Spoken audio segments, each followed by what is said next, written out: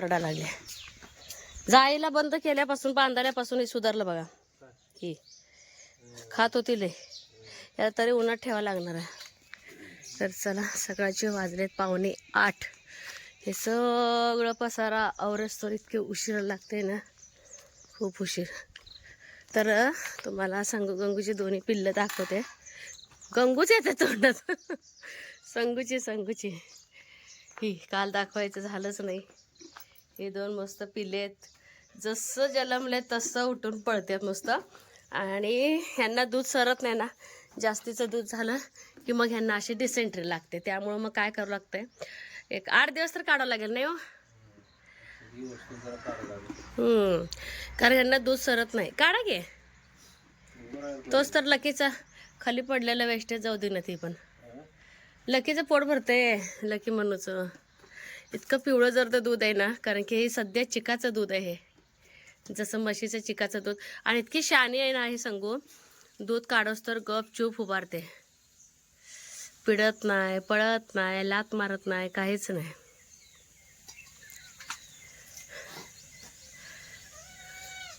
काय जायचे भाऊ, जायला बांधून घालायला लागले आता, कारण पिल्ल्यांवरती पाय वगैरे देईल त्यामुळं.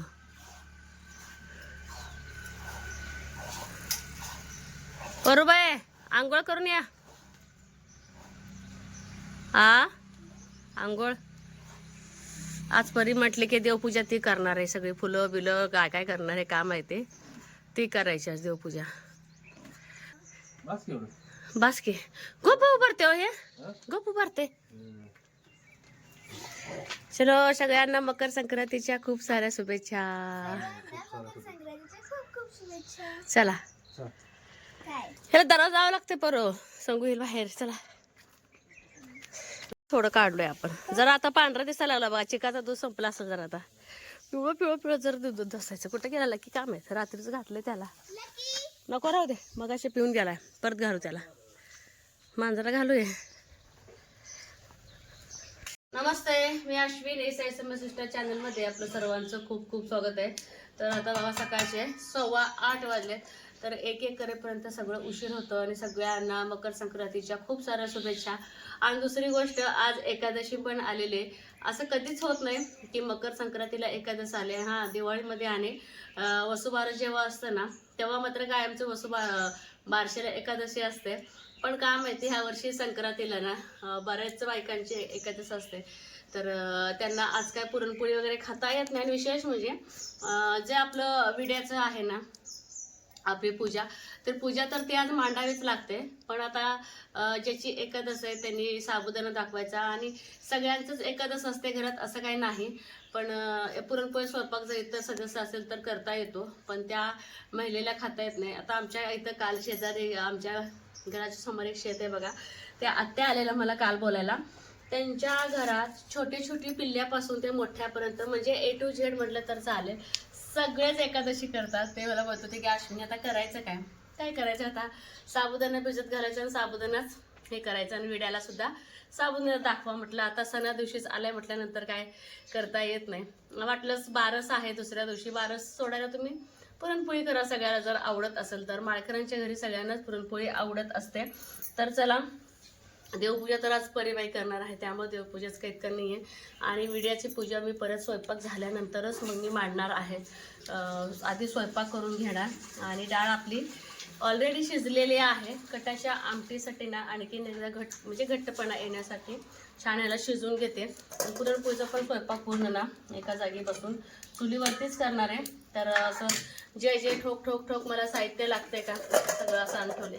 जसं की पुरण वाटायला, परत आपलं पुरणाचं पाणी काढायला, जसं की सुंठ, बडीशोप आणि इतर बाकीचे जे साहित्य असेल तर असं एजा करणारे सापडते लोक. आणि म्हणले की आणतात, नाहीतर आपण आणून करून घ्यायचं. तर चला, त्याच्यामध्ये पाणी ना घट्ट पाणी काढून घेते आमटीला.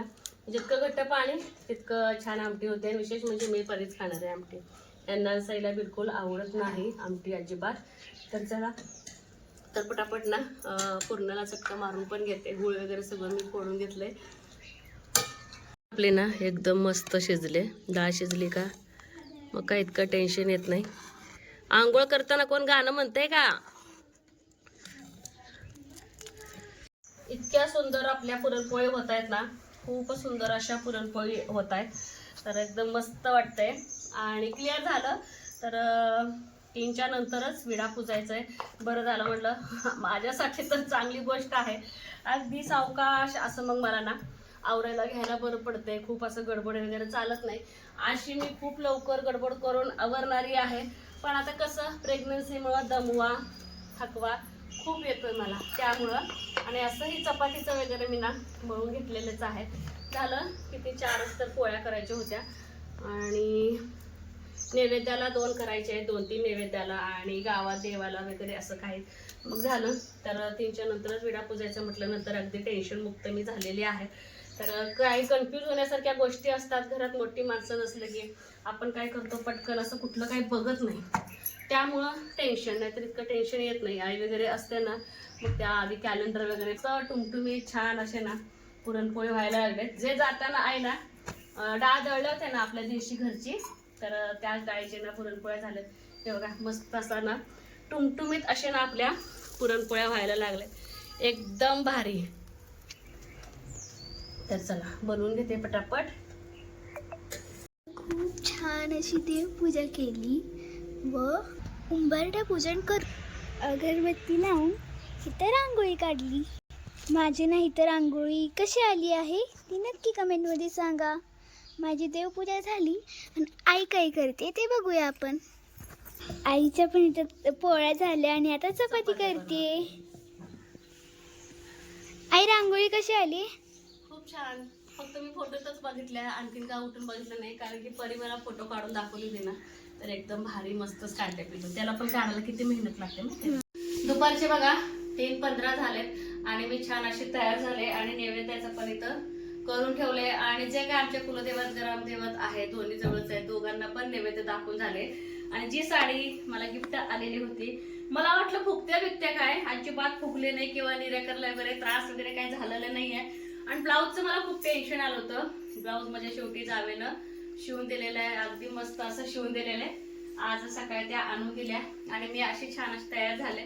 तर पोरी पण दोघे तयार होत आहेत. म्हटलं चला पटापट ना वाण मांडायला चालू करते. म्हणजे बायकांचा आमच्या एकमेकांचा फोन यायला. मी आज मंदिरात जाऊच नाही असा विचार केला होता, पण सगळे बोलतात की अश्विनी तुम्ही जास्त उठबस करू नका, पण या. तर असं चाललंय. तर चला पटकन वाण पण मांडून घेते, म्हणजे पूजा पूर्ण होऊन जाईल माझी. दुपारच्या 3 नंतर पूजा म्हटल्यानंतर सगळ्या बायकांचा आज उपवास घडलेला आहे. जसं जर म्हटलं तर एक टायमाची एकादशी घडलेली आहे. असं कधीच होत नाही, पण असं पहिल्यांदा झालंय. असू दे, असंही कधी कधी अनुभव पाहिजे ना जीवनामध्ये. तर शेवटी निसर्गाच्या पुढं माणसाला जाता येत नाही. बागेतली फुलं मला ह्या सणावाराला इतकी कामाला आली ना, खूप छान. म्हटलं आता इतकी सुंदर फुलं आहेत, तर फुलांचं काय तर डेकोरेशन करूया. तर नैवेद्याच्या साईडनं, परत आरतीच्या साईडनं वगैरे मला आणि सईपरीची मला खूप मदत झाली. काही फुलं मी आणली होती, काही फुलं सईपरी आणले होते आणि त्यांनासुद्धा तयार व्हायचं असतं ना, तर आमच्या निमित्तानं त्यांना सणवार बघायला मिळतं, हेच महत्त्वाचं आहे. आणि इतक्या आवडीनं परत बारकाईनं लक्ष देतात ना. तुम्ही कधीही जरी कुठल्या सणाची माहिती त्यांना जर विचारत, अगदी परफेक्ट असं दोघी सांगू शकतात.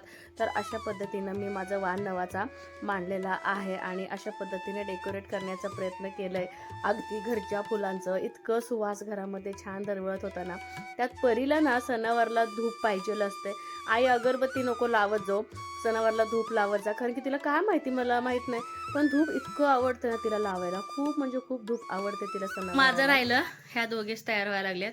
आई थांबके ग थांबके ग, आणि मनू हे बघत बसले यांना निवांत. मनू ए आवरा, चला पटापट आवरा. पूजा सगळी मांडून झालेली आहे. तर रात्रीच विलायची, लवंग आणि जे काही आपलं हळकुंड, खारीक, खोबरं आहे ते सगळंच काढून ठेवलं होतं. प्रत्येकाचा विडा कुणाचा 5चा असतो, कुणाचा 25चा असतो, कुणाचा 9चा असतो. तर माझा ना 9चा आहे. जेव्हा माझं नवीन लग्न झालं होतं का, मी आपल्या आईचा विडा उचलला होता. तसंच विठ्ठल रखुमाईला सुद्धा ना आता मी वसून घेणार आहे. तर बाया या लागलेत विठ्ठल रखुमाईला ना. बायका यायच्या अगोदर म्हटलं तिथले जे संक्रांत आहेत ते 2 संक्रांत काढून पूजा तर केले, फक्त वसायचं राहिलंय. म्हणजे इथलं वसून घेतले का मग मला ना तुळशीपाशी वसायला बरं पडेल. तर असा मी माझा वसा मांडलेला आहे. 9 उसळ, 9 गाजरं अशा पद्धतीनं. आणि बागेतले फुलं कामाला आलेले आहेत, तर म्हटलं चला डेकोरेट केलेलं आहे. आणि जे काय ओठीचं सामान आहे, तर मी तर म्हणते उद्या दगदग मला होणार नाही, तर 5 बायका बोलवून शक्य झालंच तर आजच ओठी भरून घेणार आहे, म्हणजे बायकांची ओठी भरणार आहे मी. तर चला, तर ताट पण आणणार आहे आणि त्याच्यावरती झाकायला.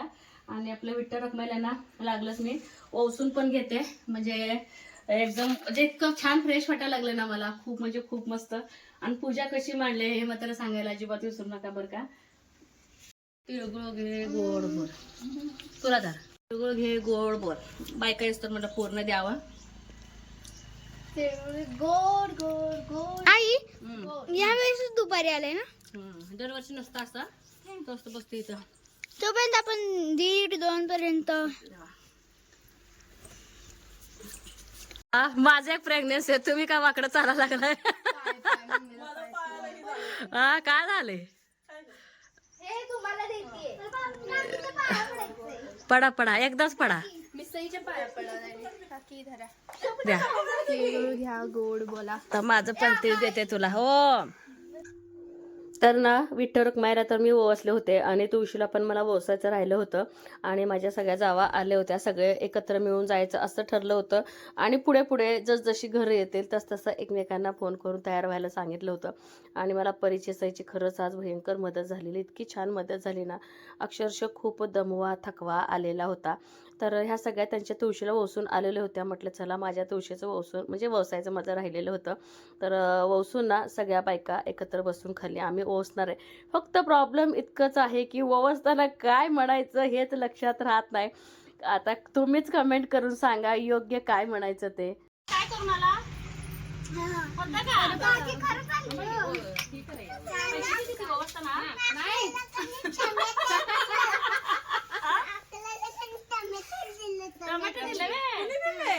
थोडस पाणी दे गे चेहऱ्यानं फिरायला. रामाचा फाटा शेतकरी असंच ना, काय बोल. रामाचा वसा शेतीला जबर वसा.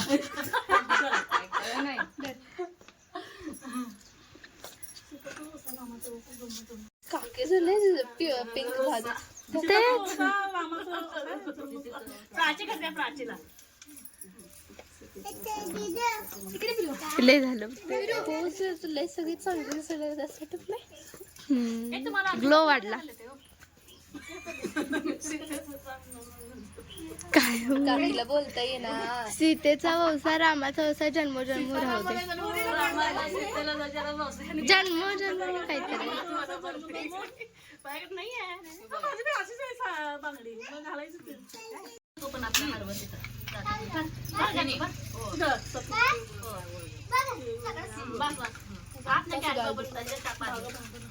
खाऊन ना गोड.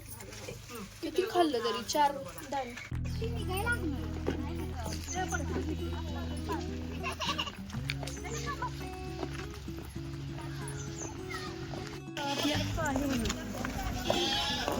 इथं मिळते सगळे. 4 वाजताला भेटायला तुम्ही एवढं गर्दी लय. अरे आता तर लय बाया झाल्या.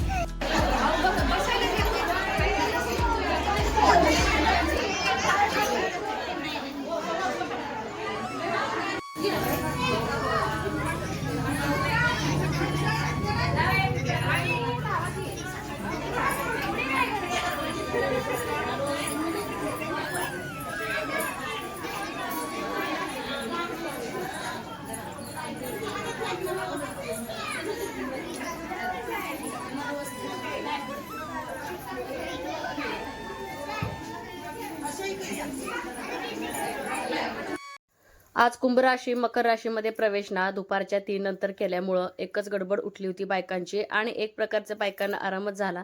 जसं की बघा सकाळची पुरणपोळीचा स्वयंपाक असतो, लेकरं बाळा रडारडी असते आणि लकी इतका त्रास दिला ना, रात्री 8 वाजेपर्यंत लकी आमच्या सोबत होता. 8 वाजेपर्यंत का मी व्हिडिओ शूट केला नाही, इतके दमले होते ना. परत मी सगळीकडे मोबाईल दिला आणि दोघीही घरी जा असं सांगितलं. रामाच्या मंदिरात, परत सिद्धनाथाच्या मंदिरात, विठ्ठल रखुमाईच्या मंदिरात इतकी गर्दी होती ना, कमालीची आज गर्दी होती. उठ बस करून इतकं मला आज त्रास झाला ना भयंकर. पण मी ह्यांना सांगू पण शकत नाही. हे आधीच मला म्हणत होते की अश्विनी तू नको जाऊ गावात, पण आमच्या जावांचा एक अट्टास होता की अश्विनी आम्ही तुमची काळजी घेऊ, आणि तसं माझी काळजी ते घेतलेले सुद्धा आहेत.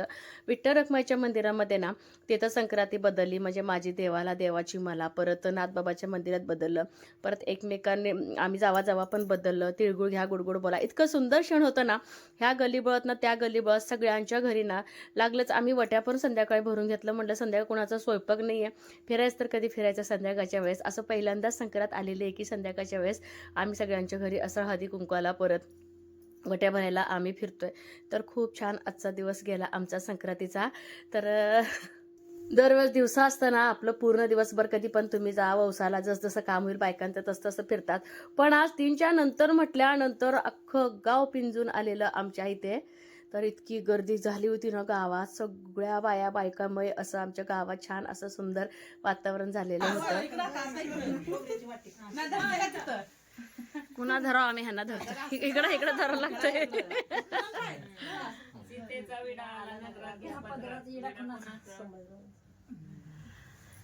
सावकाश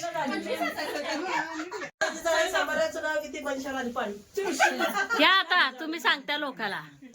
घ्या शंकर काकाचं नाव काय म्हणायचं, म्हणजे दुसऱ्याला म्हणता ना.